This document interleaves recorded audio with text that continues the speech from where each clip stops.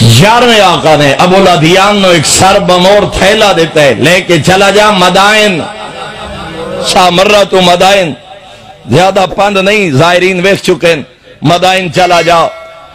2 ہفتے بعد واپس سامرہ میں 11ویں آقا فرمائے میری ہو چکی اسی شہادت، میری دیتی ہوئی امانتا، میری مسند دے وارث 12ویں حجت خدا دے حوالے چکا۔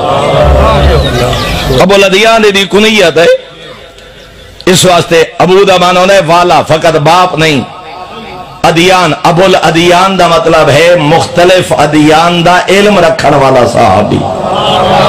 امام دا صحابی ہے، فقط اسلام نہ، یہودیت، عیسائیت، مجوسیت، ملحدی، تمام مذاہب دے علم امام دے شاگرد رکھ دے۔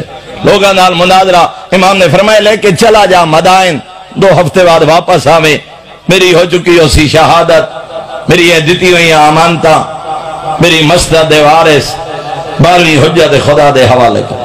ابو الادیان پھر پوچھے مولا پہلے کئی دفعہ تعارف کروا چکے ہو، یہ دسو توڑے جانشین دی علامات کیا ہے؟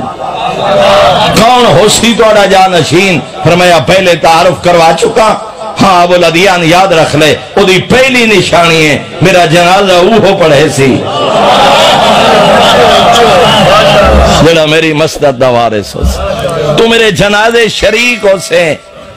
فرمایا ویکھیں جو میرا جنازہ کون پڑھیں گا۔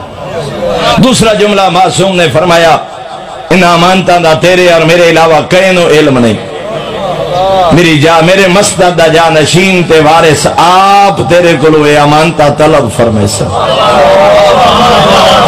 یا تو جان دے یا میں جان دا، لیکن او ہستی جڑے تیرے کلو آکھے جو 11ویں دی امانت سمجھ آویں جو او 12ویں حجت خدا۔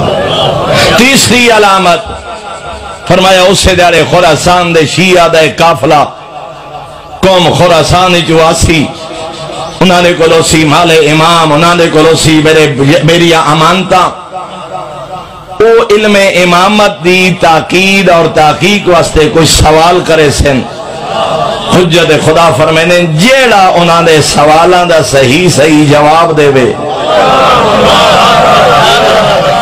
اوہ میری مسند دا وارث ہے۔